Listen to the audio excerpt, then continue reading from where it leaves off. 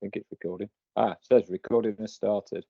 So, hello everybody. I'm here this afternoon, and it's Friday the 12th of April with Emma. Members of our coaching group, we usually, if somebody's done a big event, we'd normally have a sort of chat, a bit of a debrief afterwards. We thought something a bit different this time. We'd record that and share it out with people, and we've also sort of pushed out to the peak running community if anybody got any questions. So some of the things we're going to chat about might be influenced by some of the things people have asked, although most of those seem to be more about swearing and toilet habits than actually running. So for anybody who doesn't know, Emma Roe, aka Roe Bird, I guess yours, I've known you for probably getting on 10 years now, Emma. First you knew we were sort of club mates back then. I guess sort of 10 years ago, I sort of remember you coming in at the end of the local club 10k, just over 50 minutes, and a sort of mutual friend of ours saying, "Oh, I can pace you to go sub 50 next time." And I think there might have been some bit of swearing involved at that point. More than likely, yeah. Yeah, and I think also at that point you were thinking about doing your first marathon, but it was mainly about road running and stuff then. Yeah. And also a lot in our community will know you because, as well as being part of our coaching group, you're also involved in quite a lot of stuff that peak running does. You sort of help us lead a lot of the Wayfair runs. You run the Fell Skills course for us, etc. as well as get involved in some of the navigation. So you're quite an integral part of our community, I guess. So let's go back. So it's Friday 12th of April. So let's rewind a week ago from where we are now. So I guess, sort of Friday afternoon, quite a lot of people in the community are probably thinking, like, which park run am I going to go to tomorrow morning? But last Saturday morning, you've got quite a park run with a difference, because it probably involved a little bit more than 5k and 3 national parks rather than 3 local parks. So you'd probably, so if you're a member of our community, you'd probably have to be on another planet to not know. But for anybody that doesn't, where were you this time last week, and what were you about to embark on the next morning? This time last week, I think I was actually in Robin Hood's Bay, having driven there and parking my van up and waiting to get on the coach to take us on the 3.5-hour journey to St Bees on the Cumbrian coast. So there's a group of rather apprehensive, nervous-looking people all getting on the coach, and not off we set to the registration at St Bees. Yeah, I suppose quite a scenic journey that, on a nice bus ride across the north of England. Oh, I just tried to shut my eyes. I hate it when you do the bus journey to the start, because it always seems like just a ridiculous long way, and why would I ever want to run back? So bit of nervous chit chat, and then just tried to shut my eyes for a bit and blank out the whole situation, really. Yeah. So you're sort of giving it away there, because you've gone on a bus from the east coast in Yorkshire to the west coast in Cumbria, and so the race itself was to leg it back, I guess. Leg it back, yeah. So it's called, so the race is called the Northern Traverse, because it traverses the north of England, I guess. There's not a huge amount of imagination in it, but yeah, what does it involve? What's the format of it, etc.? So it's classed as a continuous foot race rather than a stage race, and there's various checkpoints along the way, but they are very spread out. So we're talking, between checkpoints, you're looking at sort of 30 to 40 miles across some quite tough terrain. And so it's 300 kilometres in total, going through the Lake District and then through the Yorkshire Dales, and then through the North Yorkshire moors, with a really horrendous flat bit in the middle. But at least the Vale of York, I think that is. Oh, isn't it? God, that's horrible. So basically you go back, but you have to plan everything in yourself. There's no, here's where you sleep for the night. It's up to you how you plan it, basically. Yeah. So you can, where there are checkpoints, which, as you say, don't come at you very often, if they're only every 30 or 40 miles, so you can sleep at those. You can sleep at 4 of them. So Right. you can sleep Okay. at Patterdale, you can sleep at Kirkby Stephen, and Richmond and Lordstones. So they're the only ones that officially have tents for you to sleep in. Anywhere else you sleep is entirely up to you. Yeah. Yeah. So whether that's a ditch at the side of the road or Basically. Yeah. So 300 kilometres. So that's just shy of 200 miles, isn't it? Yeah. So thereabouts. According to my watch, that was 32,000 feet or thereabouts as well. Yeah. That sort of, I guess, Everest from sea level plus Scarfell Pike, I suppose. Yeah. That's one way of looking at that. Yeah. And it follows. Does it follow exactly the Wainwrights coast to coast route, doesn't it? It does, yeah. It does, yes. It's like the classic Wainwright route, and it's some places are better signposted than others, but there are coast to coast signs in various sections where you see it. Some places there's nothing, but a lot of them are. Yeah. And how long have you got? How long does the race organizer allow you to? So it starts at 8:30 on the Saturday, and you've got till midnight Wednesday. Yeah. So however many days for? 5 days. 5 days. Yeah. Yeah. Cool. Yeah. And why did you choose to do that particular event? Got a bloody clue. Yeah. But do you know what? It was all down to a friend basically whose 60th birthday was going to be on the Monday, and she encouraged me to do it, and it'd be great, and how much fun we'd have, and all the rest of it. And another friend, she was like, "Oh yeah, I'll do it with you." Blah blah blah. And these were all people from when I did Cape Wrath last year. One postponed it, so she didn't do it at all. And the other one, whose birthday it was, unfortunately, she had a bit of a fall in the wind, so she couldn't continue. But I saw her at the end, and I still completely blamed her. So yeah. So blame somebody else. Yeah, there must have been a bit more than that though. Something about it must have appealed to you. No, it was absolutely. I mean, the Wainwright journey. I love a linear race. I think going from point to point is there's something quite exciting. It makes it into a journey rather than a loop. It can still be great, don't get me wrong, but a journey from A to B is quite exciting because you're sort of fighting to get to a destination. And Wainwright, classic, person, and it's just like, I just thought it'd be a really good route to do. So many people talk about the coast to coast route as being like a real classic. Apparently, it's one of the most walked routes in the whole country because it is accessible. You can break it up into parts, and there are quite a lot of people that have walked it and stayed in nice accommodation, which makes it sound really pleasant. I suppose a lot of the B&Bs along the route do quite well out of it, but you just absolutely, and they're quite well set up. It works to do it like that. Take 10 days, couple of weeks, something to do it, and it's fine. Yeah, and I agree. I think there's definitely feel that sort of special to sort of go like across a whole country. Yeah, definitely. From one coast to the other. Yeah, it's like running out of land thing where you hit the sea and you can't go any further. There's something quite special about that. Yeah. Cool. So that was 8:30 when you stood on the start line on Saturday morning. Yeah. You've got up until midnight Wednesday that the organisers allowed you to finish before they'd all clear off and go home or pull you out. So when did you actually finish? I finished at 2:00 in the morning on Wednesday morning. Right. So you got 22 hours to spare. Yes. Yeah. almost a whole day. Yeah, almost. Yeah. Yeah. Excellent. Well, I mean, first of all, congratulations. I mean, I've said it to you anyway, but I think it's a pretty an immense thing to do.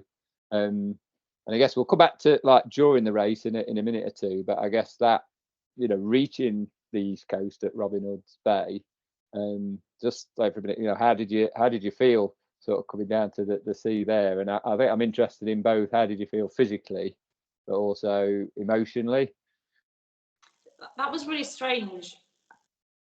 I think at that point I knew that I'd finish it, but I was approaching the end. But when I did finish, it was weird. I just felt nothing at all. I was so depleted. I was so exhausted. I had so much sleep deprivation. I didn't even have the energy to have an emotion, whether it be good, bad, or ugly. I have never felt so completely dead and covered in mud in my entire life. It was just like the weirdest of feelings, and we all just sort of stood there, and I launched my stone with complete vengeance into the sea, and I was just like, I really need to lay down. Yeah. That was about all I could cope with. It was I wouldn't say it was an anticlimax, because how could it be? But it was strange, I'd say. It was very strange to hit the end and just felt so empty. Was there a point, as you mentioned, like Ian, before you got to the end, there was a point where you knew you were going to get to the end? How did you feel at that point? Was there any different sort of emotion then? Yeah, so it was quite a way back though. It's probably a good 10 miles previous. And there's that bit where you sort of think, I know I'm going to do 10 miles, and we were a bit like giddy and a bit like, we're going to do this. Only 3 and a bit park runs to go. Yeah, even though it's going to take you over 3 hours. But we didn't know what lay before us in that 10 miles. And I have to say, it was probably the most hideous 10 miles of my entire life. I can't even, without the whole recording just going beep, beep, beep, beep, beep, beep, beep, beep, beep, beep. That was, and it was all 3 of us that were together. It was just like that, because it was just the most horrendous mud fest of bleakdom you have ever known in your entire. It was horrible, horrible. Yeah, horrible. Yeah. And I suppose sort of now we're sort of 48, whatever, sort of 2.5 days since you finished. You managed to get yourself back home, have a shower, etc. Yeah, how do you feel about it now? Oh yeah, I mean, what an epic journey. Do you know what I mean? It was like, you start to the bits where you just sort of, I don't think I actually thought I'd ever DNF, but there were parts where I thought I could die instead. So I suppose that is a DNF, really, isn't it, if you die?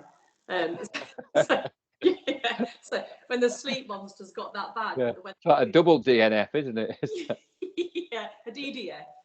So but the sleep monsters got so bad it was too dangerous to stop, and just trying to sort of keep going, I just thought, this is ridiculous. I'm gonna die. But now, after sort of giving it some rest and stuff, you can start to remember the funny bits, and remember the laughs that we had, and remember some of the amazing bits, and even if the weather wasn't great, which obviously it actually really wasn't at all ever, it was battling the adversity and getting through it and surviving and making good decisions and things like that. That was all part of it, and that makes you feel good about your challenge. You know what I mean? We didn't wing it. It was like proper. You just couldn't. I think I'd like to come back to that in a few minutes, actually, about sort of during the race and getting through some of that. And I think for a minute I sort of rewind again back to this time last week. I remember myself looking at the forecast for last weekend, and there was a named storm, the Met Office weather warning, which was all down the sort of western side of England, which is exactly where you were starting. And I remember taking a sharp intake of breath, saying that doesn't look good. So presumably, I mean, you're a bit of a weather geek. I know. What was going through your mind when you were sort of looking at what the weather was predicted to do? I remember thinking,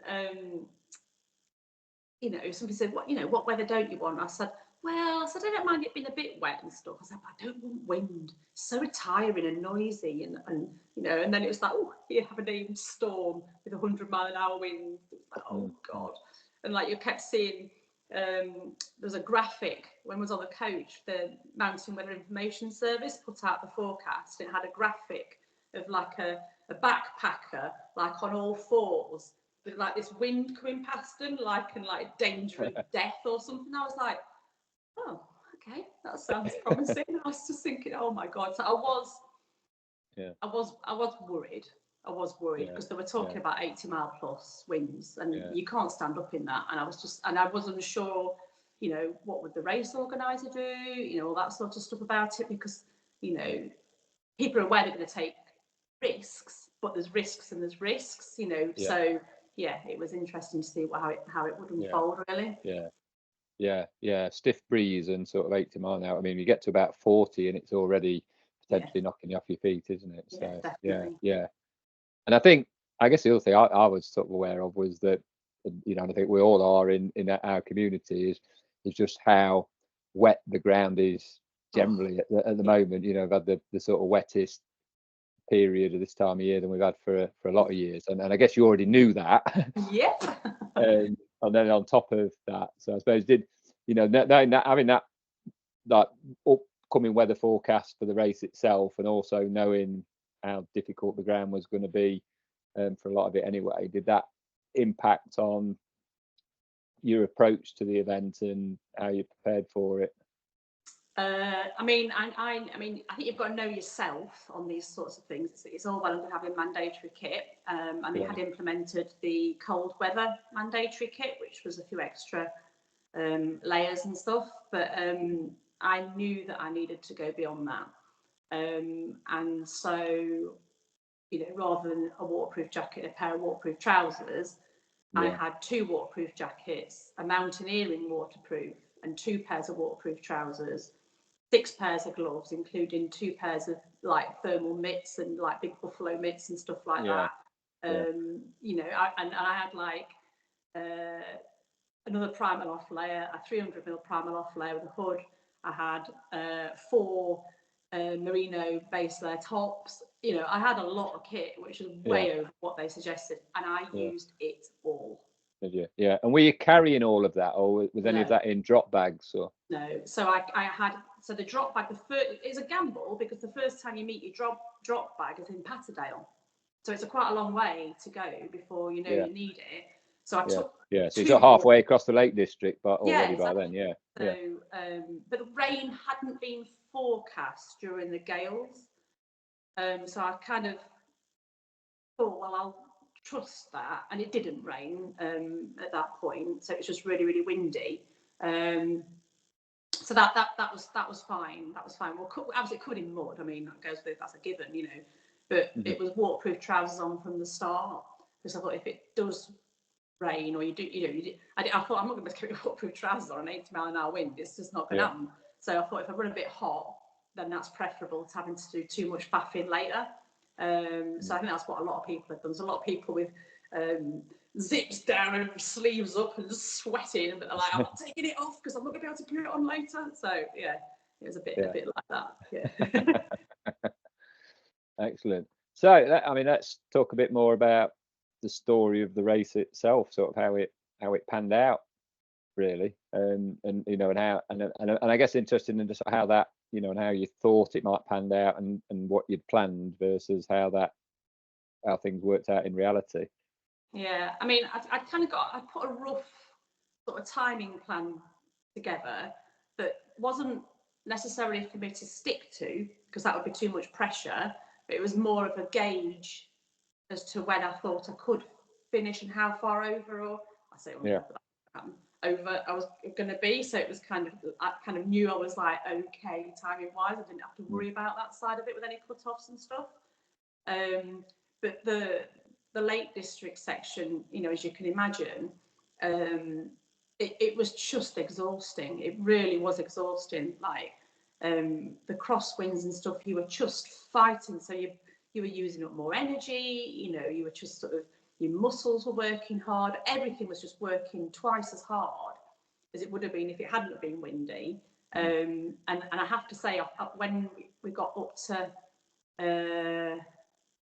wherever it was, where you drop down into Honister, that bit, my knee was really sore, and I was like, oh, you are joking me. Like my right knee on the outside, like the IT band bit, was getting a bit twingy, and I couldn't actually run down the hill into Honister. I guess you're only about 20 miles, 30k in at that point. I know. And I was like, I was thinking, oh my God, this is not a good start.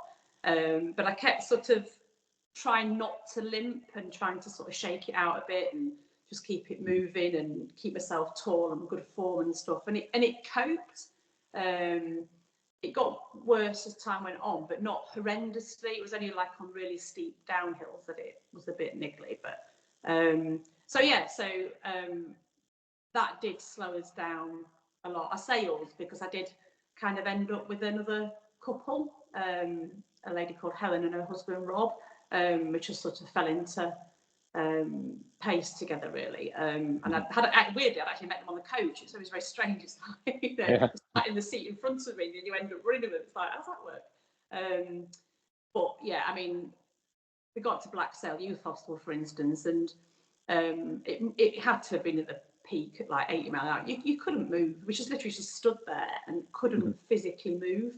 And then as we were going up the valley, it was coming in sideways, and it's just blowing you over. You were just like you're a drunk person trying to make your way up the valley. You just, you know, and it like gusts, and you stand up a bit, and it gusts, and you're like, oh, and then it's just absolutely buffeting you. Yeah. I think the mountains like that, the shape of the ground really sort of accelerates the wind, doesn't it? You know, so it just come at you at real force. Yeah. I've never been out in wind that strong. I mean, normally you'd be out, if it was like that, you'd be like, this is unsafe, let's go back, you know. Yeah, you'd be home worrying about whether your tiles are staying on your roof or whatever, wouldn't you? Yeah. Crazy. It was absolutely crazy. And so then we got into Patterdale, I guess would be, no, Borrowdale, and then out and then to Patterdale. And Patterdale was the first time we saw a bag, so I think I did put my bigger jacket on then, because the wind was getting cold, and we were heading up. Well, we thought we were heading up Kitsy Pike at that point, which was the highest point. But in actual fact, as we got there, the organisers had put a low-level alternative route in, because apparently the speeds on some of the tops of the hills were hitting and peaking at 100 miles an hour, and the drop off Kitsy Pike is not friendly. There's some big drops off there, and if people had taken a tumble, they would have actually gone quite a long way. Yeah, I saw that on the tracking page that they'd sort of sent you around to the north, but it was added a bit of distance but avoided the higher ground. Is that? Yeah. So it was still really windy, and it was really wet and muddy. It was like a lot of like steep grassy bits, and you were just like endlessly falling over in the mud and stuff like that. So it was it was interesting. Yeah. And at what point did it start to settle down, or did it? Well, not really, no, it just changed. So we eventually got to Shap, and that's right by the M6, isn't it? Just yeah. So we'd gone in there, we were buffeted and felt like being in a spin dryer, and it had started to rain, which was nice. And so we went in there, and you can't sleep in there, so you can't get your drop bag or anything like that, which is why I've got to sit my big mountain coat out at the previous checkpoint, because I knew might need it. And we had a bit of a feed and then left, and as we opened the door, we just opened the door and we went, oh, beep, beep, beep, beep, beep. And it was literally, it looked like it was like 60 mile an hour wind and absolutely rodding it. And I mean, it was literally coming sideways down the Shap High Street and bouncing like about 2-3 foot in the air. And this is at ground, you know, like low level. Thinking, oh my God.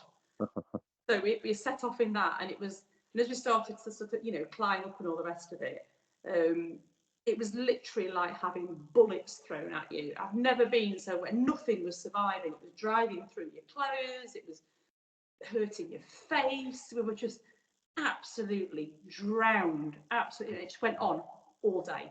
Yeah. Literally. Was that, what time of day was that?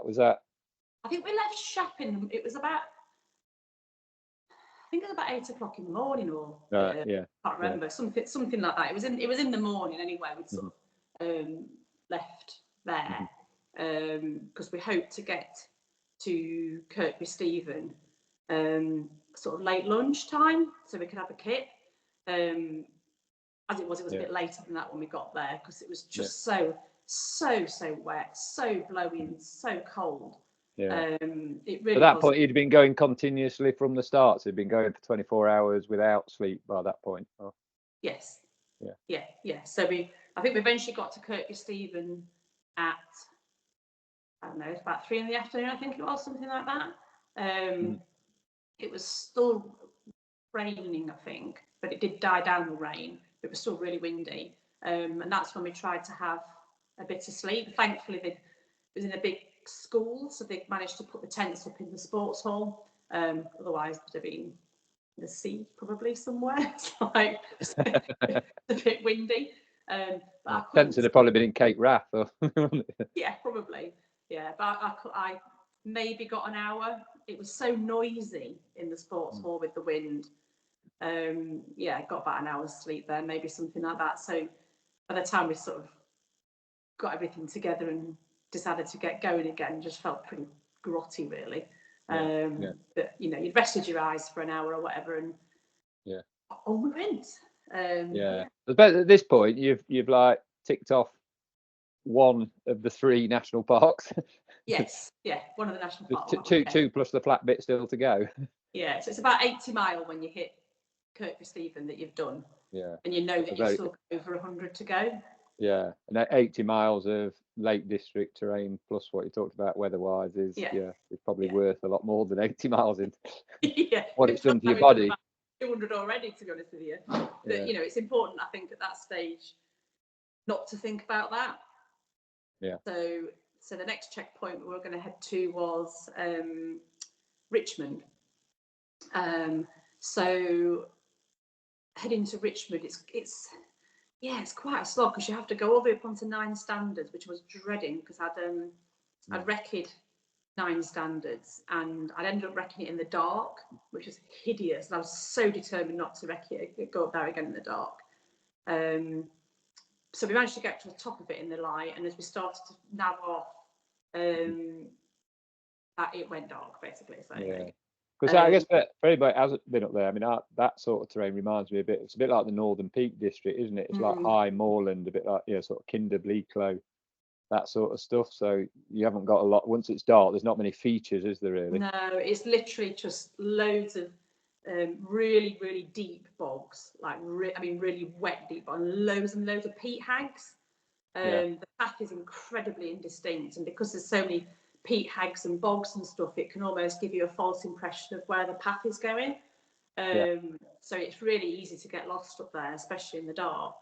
And I did end up being the kind of like the navigator on that bit, and everyone was sort of trusting me to get them through, which I did, and I was happy enough to do that because I was confident enough to do it. I felt happy doing it, so I got everybody through that.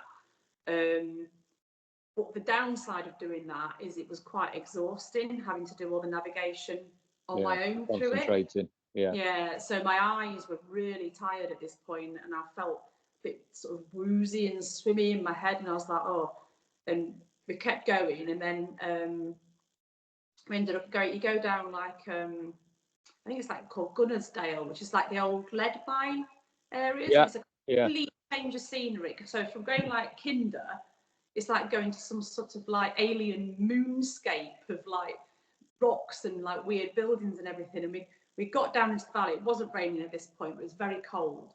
And we got down to the valley where there's like a bit of an abandoned building, and I just went, and I just literally just walked into this building and just went and just like laid on the floor in some poo and just laid there in all the sheep poo and the rabbit poo, and just sort of said, just give me 5 minutes. And I just literally laid there until you start to shiver violently, which you do because it's very cold. Then you get back up again and you go continue. But it does make a difference, but it's not very pleasant. Yeah. So did you actually go to sleep, do you think? Oh. I think so. I think it's just somebody said to me that because your eyes are being used a lot, and obviously a lot of it is with head torches and looking at your watch and all this sort of stuff and navigating, your eyes aren't meant to be open all that time. It strains your eyes and makes your eyes very hard to focus. So literally just shutting your eyes for 5 minutes can make a big difference to the health of your eyes and being able to focus again. Your brain just loses control of being able to do it, so it does make a difference. And we eventually made it to Reef, which took forever over some hideous paths, but eventually got to Reef, and we're really looking forward to getting to Reef because there's a bush shelter. So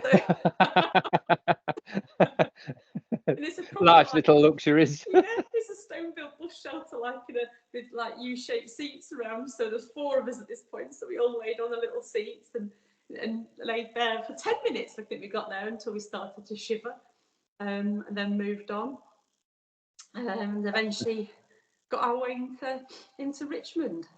Where we And that could, Richmond's pretty much let's get towards the sort of end of the Dales, isn't it? Really, yes, then you're onto the Vale of York after that. Yeah. So I think that was the first time though I did have to go and see the medic for my feet. I had been treating my own blisters, but my feet were getting really painful, and my little toes and my insides of my heels and inside of the ball of my foot were quite sore, and I had been treating them, but so they just sort of it becomes harder to reach your feet basically. Yeah. They become further away. I was convinced the legs had got longer or the arms had got shorter, but either way, she sort of taped them back up for me. But she did say do visit the medic at each checkpoint from now on because she'll need to have them kept an eye on. Yeah. And then came the. I did I sleep there? I think I slept. I did. I did. I slept for a couple of hours, broken sleep. But it was one of those weird ones where when my alarm went off after 2 hours, I set it for 2 hours. When my alarm went off, it obviously dropped off more. So it woke me up, and then I was in that horrible state where you're not awake properly and you're sort of like bouncing off door frames. Well, there weren't any door frames, but you know what I mean. You're sort of bouncing about and your head's all foggy and you're a bit like, oh God, like this. So yeah, I felt really pants basically. I just felt rough. I just felt really foggy and rough at that point. I was just thinking, oh God. So I think I had some beans on toast there, which was very nice actually. And yeah, then off we went through the giant section of the Vale of Richmond. God, I was not looking forward to that. I knew it was going to be flat, and I knew it was going to be a lot of road. Yeah. And it didn't disappoint. It really didn't. It was unpleasant, and the problem is with it, because you're on a lot of flat, same terrain and a lot of road. Your feet were just getting pounded. And the bottoms of your feet were just on fire, and I could feel our feet swelling up. And we got to a point on this lane where we just all were like, just no, we need to stop. So we just sort of like went into this field entrance, and all lay down in the grass. And me and Helen did put our feet up on these tractor tyres, which initially felt really nice, just to have your feet up. And then it felt really not nice because then they just started to throb uncontrollably. It was like, oh God, this is horrible. So that was quite painful. It's also quite inducive when you've got your feet up on a tractor tyre and you've eaten a lot of sugar to expelling quite a lot of wind. Which, unfortunately for Helen's husband, Rob, who was most mortified, we proceeded to have a farting competition on the tyres, which Helen would. But it was quite amusing. Anyway, and that's what you need, isn't it? Part way through doing something like that. Yeah. If they'd have had a light, you could have cooked some more beans on it. Probably could have done actually, yeah. So yeah. So here you're sort of 2/3 of the way. Yeah. Across, yeah. And that's what point, were you still able to do much in the way of actual running at this point? Or been given up on the whole running thing. Yeah. Unfortunately, I think it wasn't so much muscularly.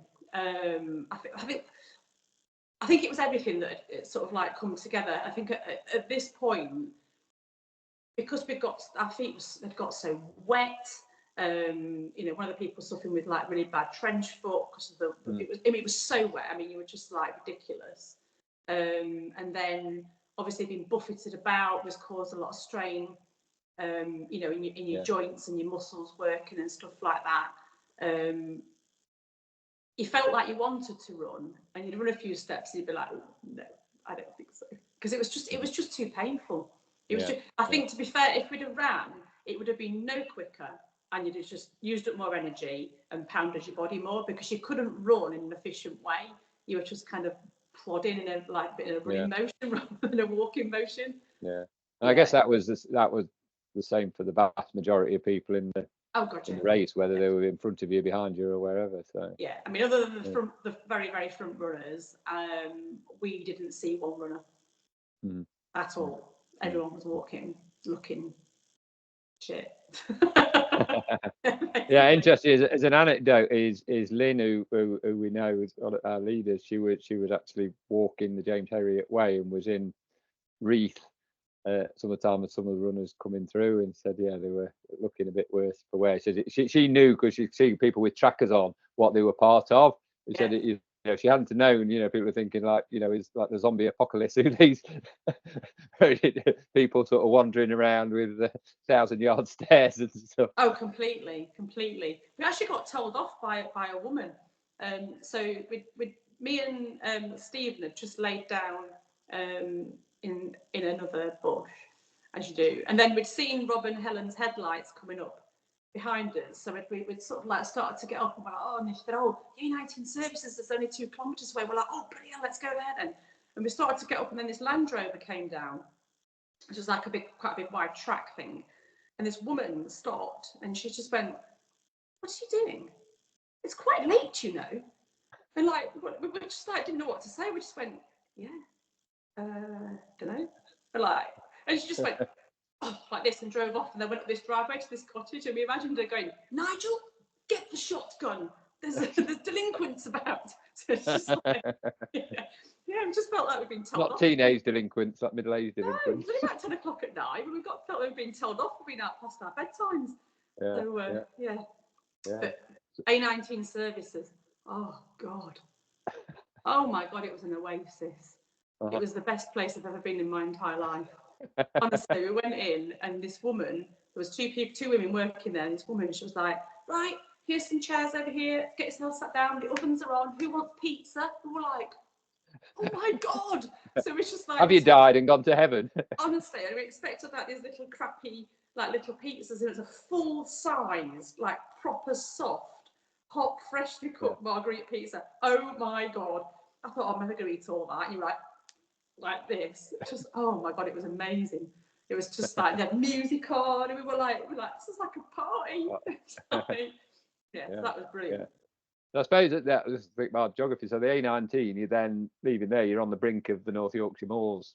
Pretty much, aren't you? Yeah. So what were the highlights of the North Yorkshire moors? So what happens in North Yorkshire? Oh yeah, because we left there, and then you get to Lordstones. So Lordstones is the last checkpoint you can sleep at. Yeah.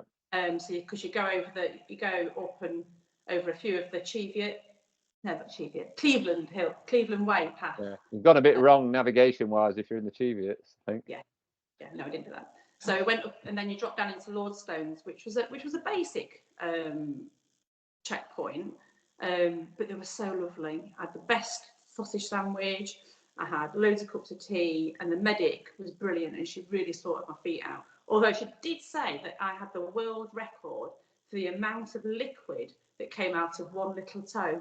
So I was quite pleased with that. Yeah. And the worst bit there was, she had, this is gross, okay, so sorry anyone that doesn't like things like this, but she had to put my big toenail back in because it had come out at the root.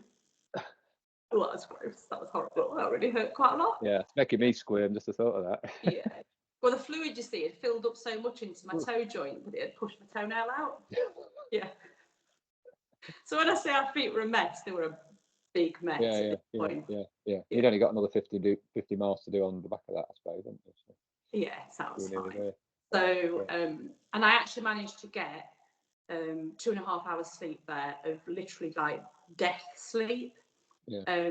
Because I made the decision to take my bigger sleeping bag in my drop bag, but also my small mountain marathon down one. So if I did need to take it out on the route, I could.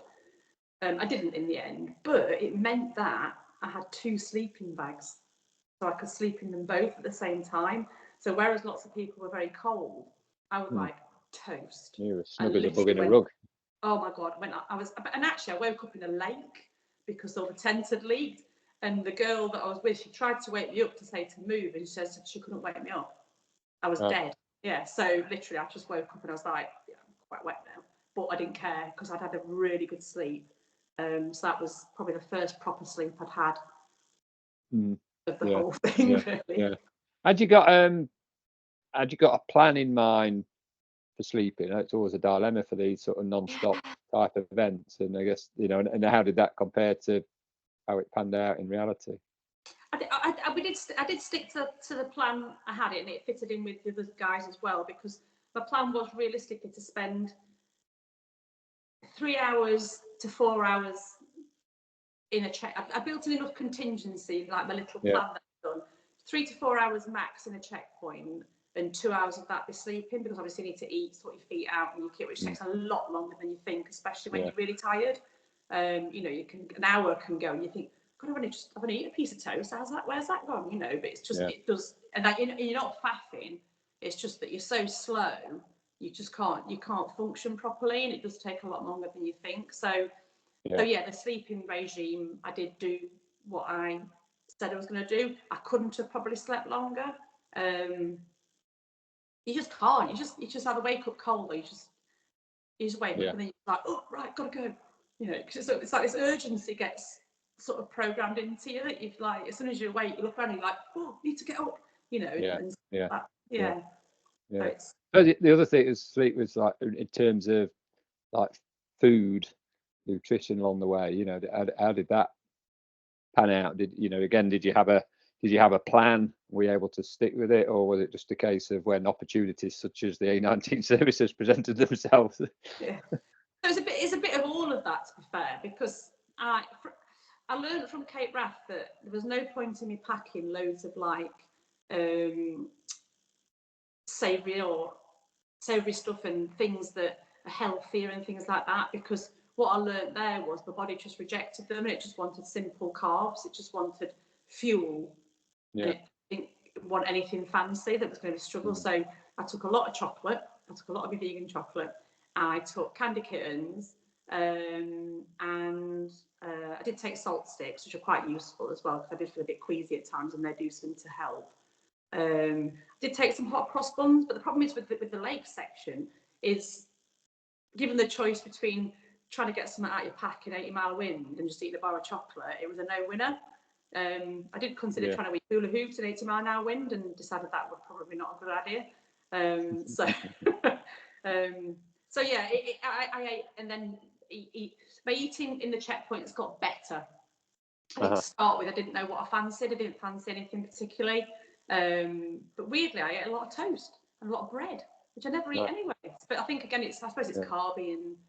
Yeah. Do you think just as, you know, your body's thinking like you're on a survival mission here, and it just wants the thing that it can convert to energy with the least resistance? It's not that bothered about the nutritional value. It's just thinking like, get it into energy, get me through the next miles or whatever. Yeah. So definitely sausage sandwiches, beans on toast, and the pizza. They were, and then other than the chocolate and the sweets, that is basically what I ate. Yeah. That was and then so then we left Lordstones, and off we tootled on because there's only one checkpoint then between there and the end, which is just a food checkpoint. There's no more sleeping to be had, and you've got 40 miles to do this depleted state. So and the weather turned again, unfortunately, and it started to rain really heavily and get blowy again. It wasn't as bad as in the wind as it was, before, but it was quite windy, and the temperature dropped, and it was very cold. At this point, I think I was wearing 2 bare base layers, a Pertex like smock base layer, and 2 coats. So I was well wrapped up, and obviously waterproof trousers and thermal leggings. So it's just a lot of that section, you're sort of going over the Cleveland Way, and then there's loads of like villages. You go through like loads of little villages, little bits of road, little bits of woodland, this, that, the other. All the terrain changes from that moorland, and it goes more villagey again. And there's just one hill that you go up on a road which goes on forever.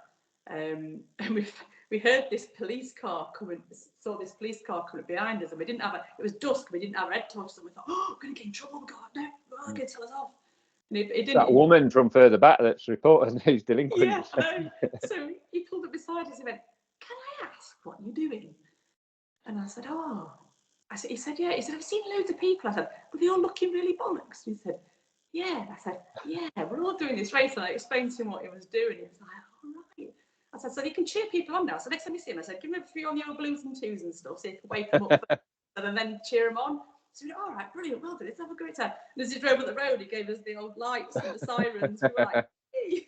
Police escort. Yeah, that was quite good fun. Yeah, so then but you go across this high moorland before you drop down into Glaisdale, and that was very cold and but it was blowing in on one side, so you had one really, really wet, cold side compared to the other side. So yeah, we arrived in Glaisdale like drowned rats, basically. Where we ate loads of tortilla chips, actually. I don't know why I ate all those, but we did. Yeah. Because they were there, probably. Yeah, possibly. Yeah. So yeah, so we spent about half an hour maybe there, and set off on the last leg. Yeah. And at what point, just reminded to what we talked about before. So this, you got to the point where you knew it was in the bag. Yeah, I'd say leaving Glaisdale, we knew with 20 miles to go, it was in the bag, and we had this misguided kind of vision that we'll lower down, it'll be much easier, this woodland to go through, and this, that, and the other, and I've reckoned it to here, and everything's all right there, and no, it was basically like the Somme. So we went through this wood that was just hideous, and but by this point as well, we were all really struggling with the sleep demons. Yeah, I wasn't great. Were you having any hallucinations? One of the questions Catherine was asking about hallucinations as such. Do you know what? I was really disappointed. No, I didn't. No. The only thing I could get the normal things where. That's assuming that pizza was real and not you haven't seen and not an hallucination. Yeah. No, I think the only thing I kept seeing, which was actually more annoying than anything else, was I kept seeing, like on my periphery vision, like buildings that weren't there, and they were getting really annoying, because you know those like really run down estates you get, where you get those really ugly looking stained pebble dashed houses with like stains down them, and some of them boarded up, that sort of thing. That's what I just kept seeing all the time. I'm thinking, this is really spoiling the views. Like, why am I seeing like some like manky, like hideous like estate? Why is this what is going? So that's about, yeah. And then things like, you'd see. I was convinced I could see somebody further ahead having a poo on the path, actually, and it was one of those what do you call them? Pheasant feeding blue barrels. Oh. It looked like somebody squatting down. I was like, what's it? Yeah. Yeah. So that was one of the most frequently asked questions in the group when we threw it out there, as to see if only got a checkpoint with a posh toilet every 50 miles. Did that factor into the challenge of the event? I only had one wild poo. Yeah, and that's because I decided I was never going to make it to Richmond in time, and I'd just been up a hill, which kind of puts a bit of pressure on the old bowelage. So I got to the top of the hill, I was like, oh no, I need to go now, actually. So I scampered off into some bushes with my trusty trowel. Dug a hole. Yeah. I think the other very frequently asked questions was what was the swear word count, and what were the most popular ones? Monumental. There's loads of, obviously, F's, MFs, C's, C, because you can work this one out. C, S, W. That's a good one. That came up quite a lot. Yeah. Can you work that one out? Yeah, that could be this week's ponderer on the group. Yeah. There were loads of them. Yeah. So there was quite a lot of swearing, and I have to say the swear rate got definitely increased as the sense of humour decreased on that last section. Because Did it help? Because you say you fell into step quite early on with Helen and Rob, was it, that you met on the bus? And also Stephen Root. So shout out to Stephen, who we sort of both knew beforehand. He had an epic achievement as well. Yeah. So did it, was it helpful being with them? Massively. Yeah. I think there's times on it where it could have got a bit dodgy if you weren't in a group. Certainly after Blower's Crossing, before you head up to the Lion Inn on that section, Yeah. we were really struggling with sleep deprivation on that point, and it was really weird. My head had gone I'd gone so lightheaded. If I turned my head, like my brain and my eyes caught up afterwards, and it was really making me feel. I didn't feel sick, but I just felt really peculiar. And then you kept sort of stumbling, and I wouldn't have thought that you could fall asleep whilst moving until I'd experienced it.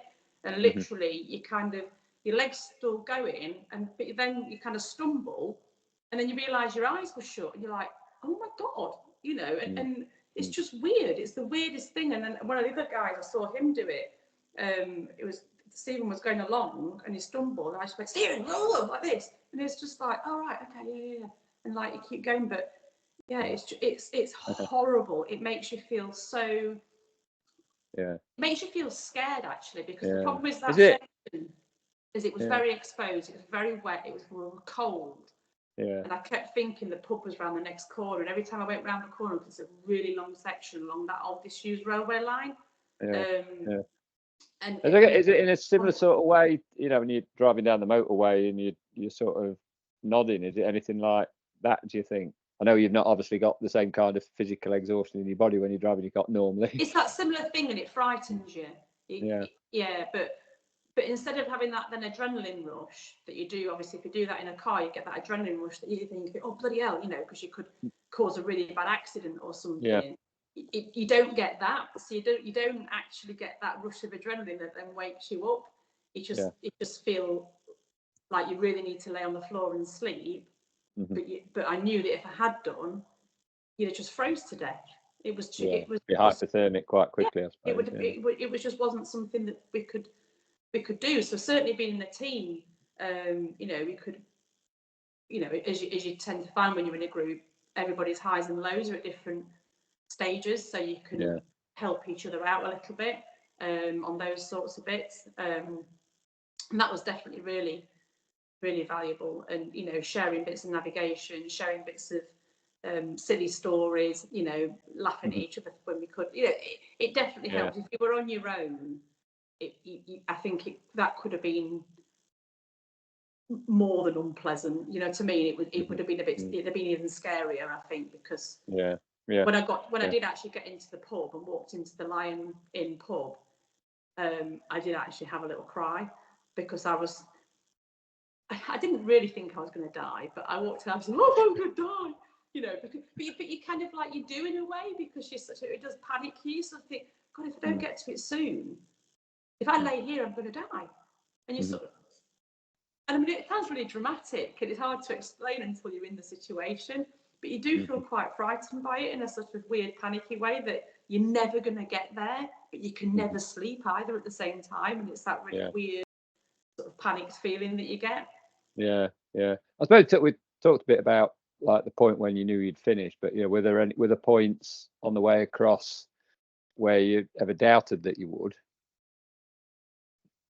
No, actually, and that is quite peculiar, because obviously I was in a lot of pain, feet were killing me and all the rest of it, but we kind of like, I think having that group again, and we'd like, we get to a checkpoint, we go, right, it's 3 o'clock, right, what we've got to do, we'll do this and this, we'll go to bed here, we're all going to have 2 hours agreed, 2 hours, we'll get up, we'll do, so we kind of like, by having this kind of planned strategy, by the time we hit each checkpoint, that kind of doubt, it didn't allow the doubt to come in, because you'd already agreed what you were doing with these people, and you couldn't not do it because you'd made an agreement with them.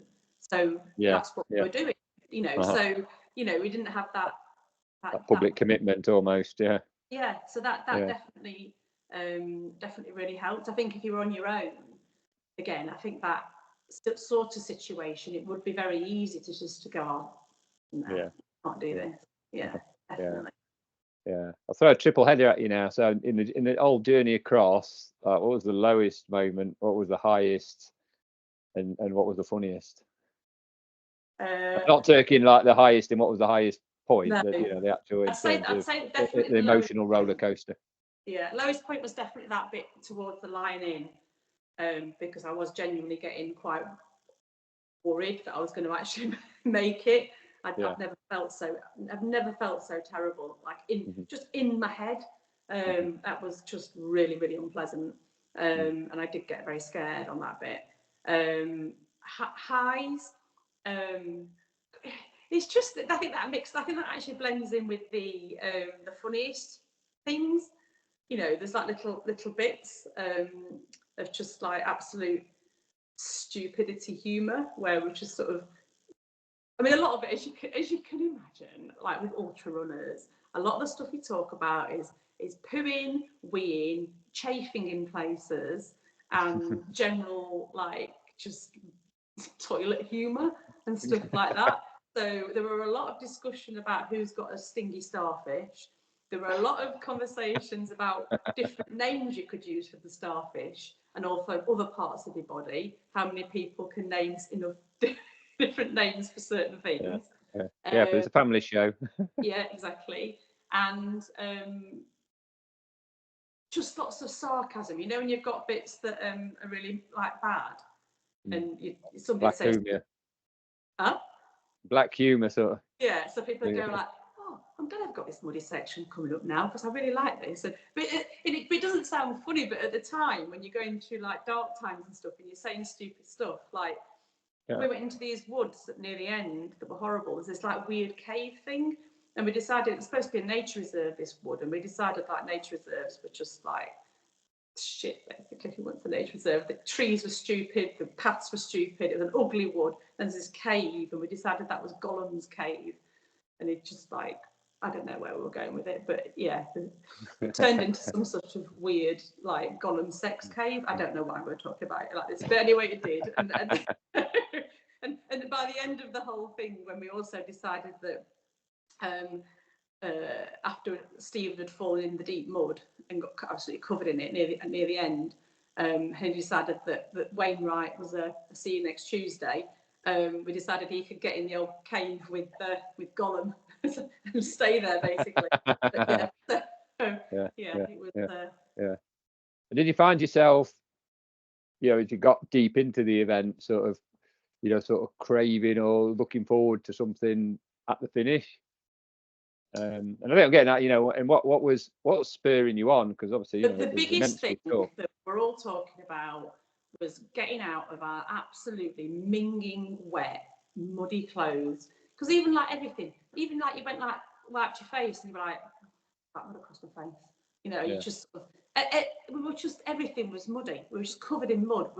Everything was, even though you changed stuff, it being that wet, everything was permeated through. You just felt sticky and soggy and just disgusting. And like we just wanted to lay down and have a shower, or probably have a shower and then lay down, or maybe lay down in the shower. I don't know. But every which way, that's what we all wanted. We just wanted to be able to just get clean, because it just became, we just obsessed with having a shower. We were just obsessing with just having warm running water on us and having a shower. It was just felt like that would be the best thing in the world. Yeah.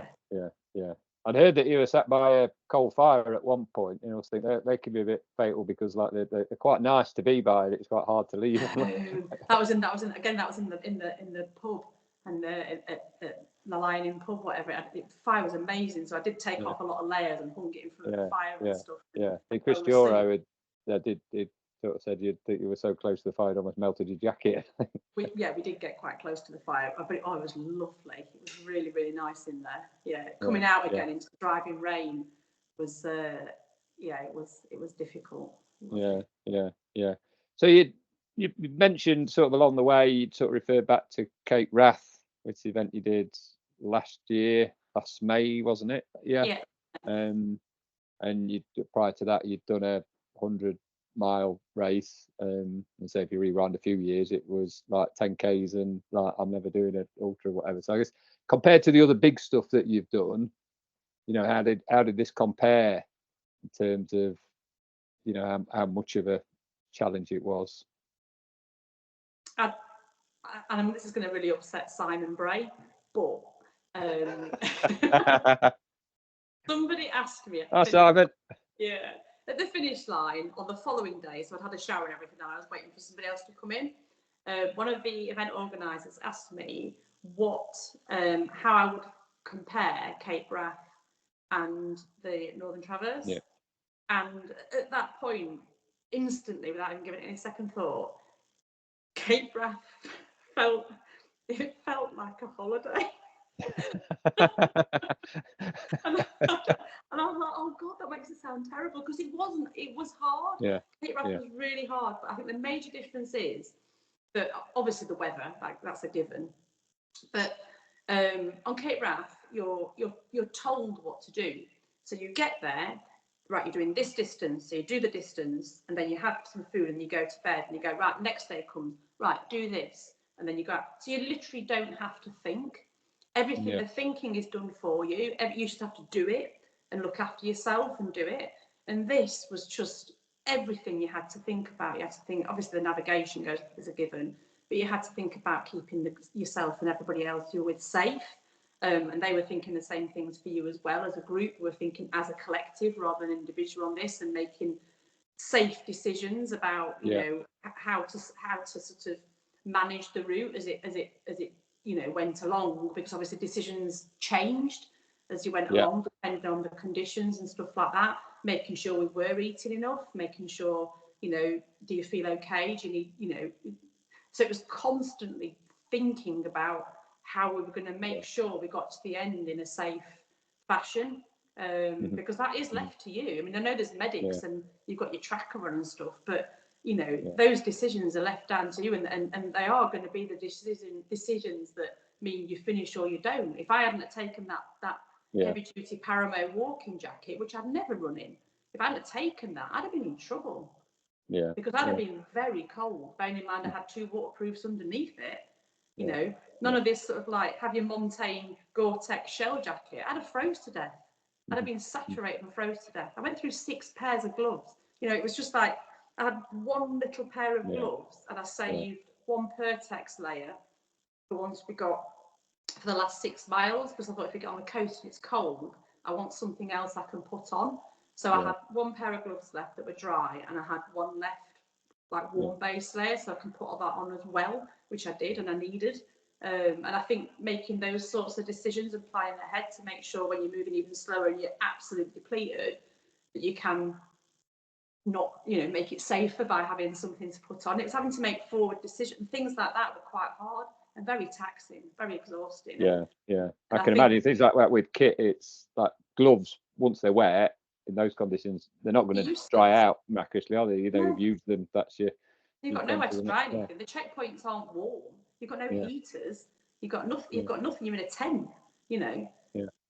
So that was basically I think this was like I mean, it was enjoyable, and but it was a journey of. I think the weather added to that, but it was a journey. It was a journey of survival and making sensible mountain decisions, even when you weren't in the mountains necessarily, but making those sensible and sound decisions to look after yourself and each other in a group. And I think that definitely did not have that at Cape Wrath. Because again, for everybody, doesn't know, Cape Wrath is, it's slightly further, but you've got 8 days, and as you said, you've got a set amount each day. You've got a camp and you're fed and whatever. So a different format. And a few people had asked about that. How did it compare? And so I want to sort of finish off in a minute talking about the preparation. People are interested how did preparing for it differ to Cape Wrath as well. I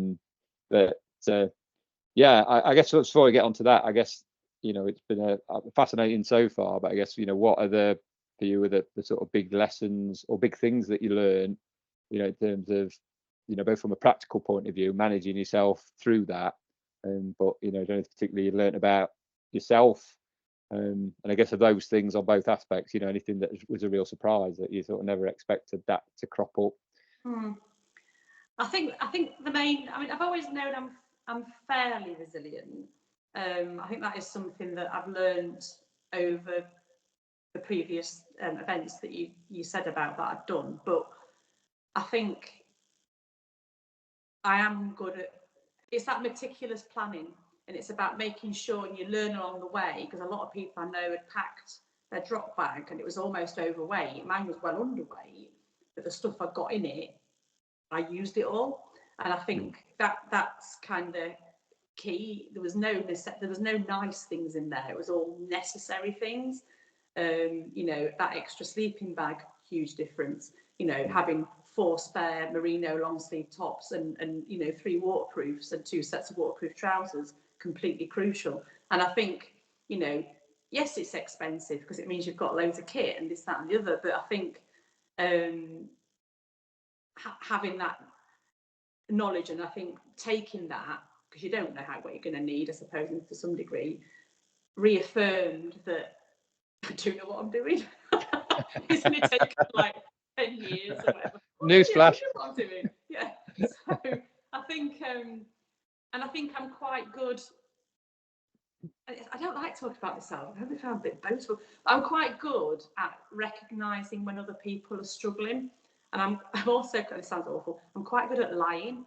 So, so when Stephen was really struggling on the last section with he did realise afterwards that I did lie to him. I think he knew anyway, to be fair. I tried to, because it was horrible. The coastal path was just like hideous mud, and we were really struggling, which was taking forever. And it was only like 3.5 miles or whatever. But I told him it was only 2.5 miles. So, because don't forget, once we get into Robin's Bay, there's all that big road bit to get down. I mean, the road bit's about 100 metres, but I told him it was like about a mile. So it'd be fine when we got there. He was like, all right, this. And the next day he went, yeah, you lied to me, didn't you? Like, yeah. But I think sometimes it does help if you say to somebody, rather than go like, yeah, this is really shit, I actually tell them something that could be actually good. Try and get their mood into a more positive place. Because if somebody's mood has dropped, that's quite hard on the group. And I think sometimes if you can buoy them up a bit, then the whole group feels the benefit from it. I think it made me realise I do like helping people. Basically, I do like that kind of aspect of helping people through stuff, and they helped me through stuff as well. It wasn't a one-way process; it was a two-way process. But I did really, really enjoy that, and I felt capable of doing it. And I think when you talk about taking people out into the hills and doing things like that, and looking after people that maybe aren't as experienced, it made me realise how much I do really get a lot out of doing that myself. And I think that's something that it definitely reaffirmed that's something I do want to continue doing, because obviously I'm never running again, so that's a given. So it's either that or knitting. So no, I really did that, and I did learn that I am a lot stronger than I give myself credit for, and I am a lot more knowledgeable about mountain safety than I give myself knowledge for, I guess. Does that make sense? Well, I guess it's something you've like accumulated progressively, and you don't notice how much you're sort of absorbing along the way until you look back over a number of years, I suppose. Yeah. So just before we get on the last bit, talk about sort of preparation, training or whatever, is what state was your body in at the end? Is if you ended up with anything that you're concerned about? You talked about your big toe, and you talked about your knee going a bit wobbly, sort of 30 miles in or 20 miles in. How's that sort of ended up? It's a bit swollen. So I mean, when I actually got to the top of Robin Hood's Bay to go down, because I don't even remember, it's with a bit to go to Robin Hood's Bay itself. When you finish on the jetty thing, is like really steep. You imagine like ridiculous steepness. And I started to walk down it, and I was like, oh, I can't be doing that. And I was like, oh shit, sideways. And I was like, oh, I can't do that. And I was like, guys, I can't get down. And I was like, I'm gonna have to hop. And I was like, literally, my knee would not have it. It would just like, gone, no, thank you. You want a DNF there, would you? I know, can you imagine? I'd have come down on my bum. But once it levelled out a little bit, against the bottom, it was okay again. It was just basically the ligaments on both sides, I think, of my knee are just so strained and overworked. I think it's just created like that instability. It couldn't take it anymore. And when I woke up I didn't. I was going to say when I woke up in the morning, but actually I didn't sleep. Again, it was swelling up with fluid. The fluid has gone down an awful lot, and it is better than it was, but it's still quite painful. And my toes are quite blistered. And I've got them all taped up, which looks really attractive. And my feet and all my ankles kind of blend into a giant sausage shape, which is really nice. So I have to keep having my feet up, because as soon as you put your feet down, it feels like, when you get like a sausage that's like, cook it a bit too much and it splits. That's what it feels like it's going to do. I'm so glad I can only see your head and shoulders. It just literally, you stand up and all the blood drops down to your feet, obviously, and all the fluid, and it just feels like they're going like wow, like this, and you're like, oh god, yeah. So the last few nights when I get into bed, it's quite hard to sleep, because just your feet and my knees just throbbing, and it's So, but once that's gone, I'll be fine. From like waist up, I'm absolutely fine. It's just like sort of knee down, I think, is a bit but it's it comes with the thing, doesn't it? It's all, but a lot of it is just literally recovering soft tissue damage, basically. There's no structural stuff. Well, that's positive that it's it's superficial stuff that all heal. And I guess that's what you get for 89.5 hours. Largely sort of non-stop across country. So in terms of, I guess, a question that a few people asked, and I think people are always intrigued with this sort of stuff, like what did the training and preparation look like to get ready to toe that start line last Saturday? So I guess it was fairly similar, I guess, wasn't it, to the training for Cape Wrath in a lot of ways, because when you're doing anything that's long, there's only so much distance you can cover in one training run without it becoming a detrimental training run, because you're going to have to recover from it from too much. So the longest training run I did in one go was 45 miles, but cumulatively over a week, the biggest week that I did was 80 miles. I suppose in some respects my job being stood up all day as well helps, because it means I'm very used to having long periods of time on my feet, and then the training on top of that, and then doing strength and mobility work at home, just making sure that everything moves and is symmetrical as it possibly can be in my body. So I did that before Cape Wrath, so I didn't change that because it worked. The only reason for my knee I can think of was literally just the wind, putting that kind of lateral strain through your body, and you have to force it sideways against it. I can't think of any other reason why, and I'm just grateful that it held out, really. I guess just for context for people, I say you did a week where you did a 45 miler as part of an 80-mile week. How many weeks were of that sort of volume? You weren't doing 80 miles. You weren't averaging 80 miles a week at all, were you? No, God, not at all. No, I think 80 mile was the biggest week, and then there was some sort of like 55s and 65-mile weeks, but a lot of them were less than that. They build to the higher volume and then have an easier week and stuff. So I mean, a lot of the weeks might only be 45, 50-mile weeks and that sort of stuff. But and again, a lot of steady stuff, a lot of walking as well mixed into that, and using the poles, carrying the full kit, because it's amazing when you put that heavy rucksack on. It absolutely kills your shoulders after a while. You really need to get used to that, because it's a lot more. I had a 20 litre bag, and I tell you what, when it bloody rained for 2 days, it might have weighed about 20 kilos, to be honest with you. Just the amount of water it's true that enough. bag was ridiculous. It weighed a ton. You know, you put it on the floor when you got into a checkpoint. This massive lake came out of it. A lot of the event crew were thinking at one point that people had got burst water bottles, the amount of water that were coming out of people's bags. Yeah, it was horrendous. Yeah.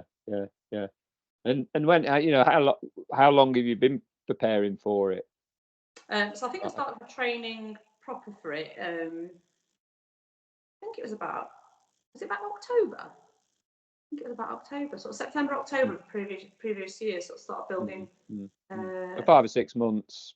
Yeah, about 6 months. Yeah.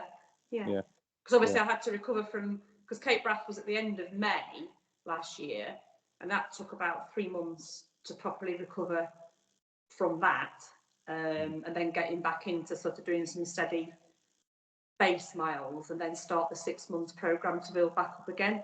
That's how it kind of worked. Yeah. And I guess, how much do you think it was about what you've done this past few months, and how much it was about, you know, maybe going back, you know, the past few years on, you know, sort of building up for all the stuff that you've done? Oh, hugely. I mean, it was definitely the massive build up over the years to get your body conditioned to it. And I think one of the things that's quite interesting as well, because I was talking to Ourea about it at the end, who's the race organizer for Ourea Events, because he was interested in how some people's feet were really macerated and trench foot and all the rest of it, and how some people's weren't. He was trying to sort of get the information onto what people did, and I didn't get trench foot, and even by just literally the following day after, or it was the same day actually, wasn't it, the Wednesday I finished, I saw him at the end when I went to get my drop bag, and he did some retaping on my feet for me, and I'd literally the bottom of my feet, which is like fine, you know, and it's like, what you know, what do you do? And one of the medics had asked me the same thing at one of the checkpoints, and I said, well, what did you put on them? I said, well, nothing. And basically all I do is get rid of the hard skin all the time, and no hard skin, moisturize my feet every day in shea butter. I wear toe socks. I don't put any like barrier cream before I run, any talc or anything like that, you know, literally but I am very used to having my feet wet, and I think that does make a massive difference as well. You know, Cape Wrath, your feet are wet for 8 days. You know, I go up onto Kinder and do some training, and my feet are wet all day. So I think it's making sure that you do mimic the conditions that you're going to be going in a lot, because that's how you know, in the same way you get your body used to going up a hill, you need to get your feet used to being soaking wet all the time. And interested from what you said before, the bit where you really sort of said about how your feet hurt and you had to stop for a lie down and put your feet up on the tractor tiles, with the bit that was more road and not what you're used to running on so much. No, exactly. Yeah.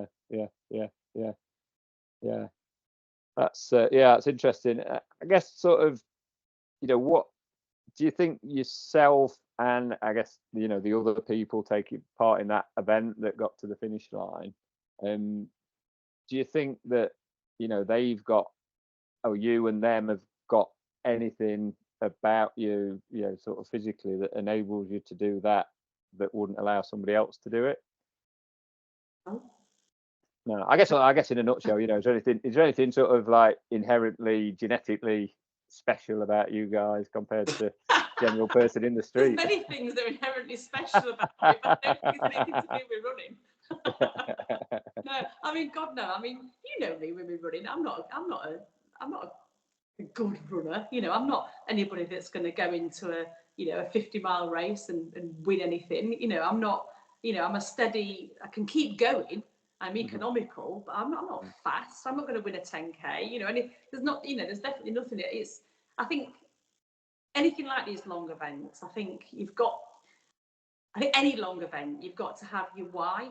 And I think that's the most important thing out of any long distance race. And it's something that can be completely different from person to person. But if you haven't got a very strong why am I doing this race, it's going to be mental torture. And I think that it just needs to be somebody's birthday then, or? Yeah, just somebody's birthday that you don't really like that much, to be honest with you, because it's a pain in the arse. No, joking. Sorry, Jane.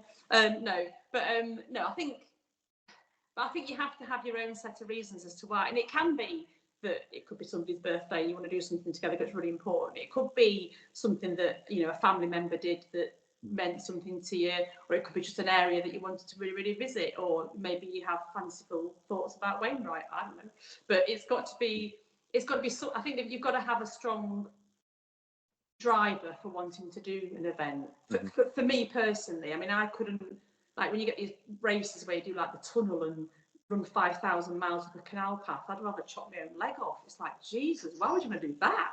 You know, but some people like it, people do them, they must get something out of it, God knows what. But, you know, so I think that's the crux of it for me. So I think there's definitely nothing special about me. It's just, I just kept doing mountains and walking and hills and kept going for quite a few years, I suppose, and it's just builds up that base of strength and love of the mountains.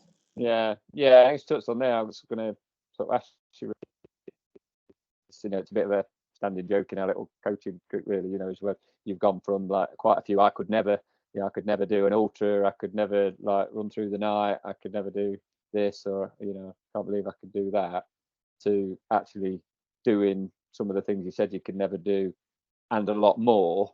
You know, what's the crux of it? You know, what are the, you know, sort of, you know, is there a specific individual thing, or 2 or 3 things that have enabled you to make that transition from I could never to, oh, look what I just did? Yeah, I think one of the ones I remember, it's quite a while ago now. Do you remember we did that night wayfarer, and we went from Edale. Midnight start. And I remember booking onto it, and then I remember we were sat in the pub before we set off, and I was yawning my head off. I was thinking, oh my God, how am I going to do this? This is my bedtime. But it's very strange, and I think that gave me a big boost, because once you start going and the adrenaline kicks in and the job ahead becomes what you're focusing on, I literally wasn't tired at all. And then when you stop, it's like you've been hit over the head with a brick. But that's because I knew I was stopping at that point. And what I've learned is that, like when I was training for Cape Wrath, I did 3 days back to back running. And I remember getting to the end of the 3rd day and thinking, oh God, I'm knackered. How am I going to do 8 days? But in here, I knew I was only doing 3. So once you get to that cut-off point, your body goes, da-da, done it. And you just go, oh, you know. Yeah. But because obviously when I did the Cape Wrath, I knew it was 8 days. And like with this, I knew it was continuously until I got to the end. It's amazing how some sort of, I don't know, voodoo happens, that like your body just goes, all right, we're doing that, are we? Okay, so let's do that then. And it's just very strange how it seems to know that you're doing something different to the norm, and it's hard, but you don't have that weird I'm done now until it's done. Yeah. I think just start thinking about sort of wrapping this up, but I guess in terms of, you know, people run it, you know, quite a shorter distance and can be absolutely smashed at the end of it, you know, even running a mile and stuff. Obviously something like this where you've lost a lot of sleep, and you know, and obviously your body was starting to do things that was really sort of going into survival mode, you know, is I guess one is like, you know, if you've got ambitions to do more of this kind of stuff, and also it's like, you know, what's your view on, you know, how, you know, whether people should do this sort of stuff, and how many times, you know, is it? Yeah, how many of these kind of things should you do in your lifetime, really? I mean, certainly anything that's got sleep deprivation in it, I would never do any more than 1 a year, ever. I think it just takes too long to recover from it. And, you know, I'm aware of the kind of, not just the physical, but the mental things. I've been having conversations, and like about 10 minutes later, I'll ask the same question, and I'm like, oh yeah, I just said that, didn't I? You know, and it does mess with your head. There's no doubt about it. So it's not something that I would do repeatedly, and it's not something necessarily that I'd do another event maybe of this magnitude. I mean, you might change my mind, obviously, but at the moment I'm like, I'm not even at the stage where I'm ever going to run again. You know what I mean? It's like, but yeah, you say about people getting to the end of the first 10k. When I did my first 10k, I actually remember saying it was the Colin Potter 10k. And I remember saying I could never run further than this. This is my limit. And I vividly remember saying that. And yeah, and obviously I ran a bit further. So yeah, so that's just a load of crap. But I think you just need to build up, and you have to want to do it, and you have to enjoy it. You know, and it's not, and don't do things because other people are doing them and follow along, which I think is what I used to do. You know, and then you finally come to the realization, which I did, that the things I was following along with, I didn't really enjoy it, so I stopped and started doing stupid stuff that you've done instead. Yeah. It's all your fault. Yeah. You're blaming me now. Yeah. Well, no, you've done quite a lot of stuff that I certainly haven't done now. So yeah, all credit to you. Yeah. Final question is just, you know, what advice would you give to others that are sitting there thinking, oh, they'd love to do something epic, but you know, maybe a bit nervous about doing so, or maybe think it's beyond them?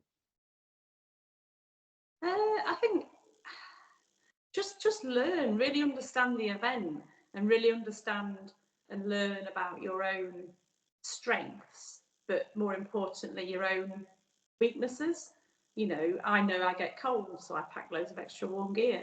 You know, I know, you know, and it could be anything, you know, so it's learning your weaknesses and working on them.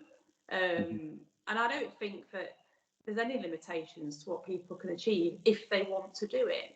And I think there's loads of people out there that will help you and give you advice. And you know, the ultra running community is one of the most friendliest places I've ever come across. I mean, you know, the Northern Traverse and the Cape Wrath participants groups and stuff like that. You know, there's people in there that are giving advice out that ran the race, like, you know, 4 years ago, and they're still on there giving advice to people and helping them for their, you know, journey and stuff like that. So yeah, I think ask, because there's no stupid questions, as you know, I'm sure you've said many times before, because there aren't. Because if you don't know something, somebody will know, and it can be the most ridiculous thing. But if it's a big thing to you, it's not ridiculous. So ask. And I think, you know, there's so many events out there and so many challenges and things you can do that go and explore, go and find something that makes you happy, really, and you know, gets you out your comfort zone, find your limit. That was one of my things. I think it was something that John Kelly said. He wanted to know what his limit was, and he found it after he did that ridiculous 3 rounds and cycling in between them thing. Have I found my limit? I think I might have found a little bit of a limit, because I don't think I could have gone any further than that. I suppose on that is, I was thinking, like, limits are contextual, isn't there? And I certainly find sometimes people probably put themselves down because they tend to think more in like pure running terms. And there's a bit of a thing we've joked about in the past, haven't we, in the coaching group, is that, you know, none of us will ever be able to match what Usain Bolt could do over 100 meters. But we could probably all beat him in a race if we got to choose the distance and the discipline. So it's all contextual. And you know, from what you've said before, you know, there was a big part of this, you were doing very little and a lot of it no running. So it's you don't need to be genetically gifted as a runner to do this stuff. And I think that's what fascinates me. It's about a whole lot more than the pure running genetics, isn't it? There's so many factors in. I probably walked 80% of it. It wouldn't surprise me, but a good walk, and trying to be economical. You know, the top runners on these events, they're basically doing a big gamble, because they'll have less kit, they're running at pace, but if something goes wrong, it's going to go catastrophically wrong. Yeah, and I mean, that's absolutely true, because there were some top runners on the start line that didn't make it past the Lake District. Yeah, no, exactly. You know, it was quite interesting watching the sort of the retirement list on the tracker list start to grow quite early on in the event, and some some very talented people in there in it. You know, and there's a story behind each one, and you do wonder whether that might have been a factor with some, that, you know, they take a risk to go very fast and light, and the conditions weren't conducive to that, perhaps. So. Yeah, no, exactly. Cool. Well, congratulations again for another epic achievement. Thank you. Thanks for spending the time to chat with us and letting us sort of share it out. Yeah. It's been quite epic conversation. I've been watching the clock. It's yeah. But no, I you know, that's been interesting to sort of delve quite deeply into that. Yeah. And I think, you know, sort of fascinating in a way, really, how much of it that it almost became a team effort in some ways, which is a solo race. I know people have said it before, you know, with ultra running, you know, while on the surface it's a solo thing, you know, actually there's a lot of there's a team around people, even if you know, even other races, people sort of support crew. I guess this one, where it is very much a self-sufficient race, because you've only got, you know, you've got an ultra marathon between each checkpoint. It's quite interesting how that teamwork helps, you know, and quite a few of you get through it and get a successful result. So yeah, fantastic. Well, we'll hopefully see you on the trails again soon when that toenail started to go back and that nail come down a bit. So yeah, cool. All right, see you soon. thank you very much. Bye. Take care.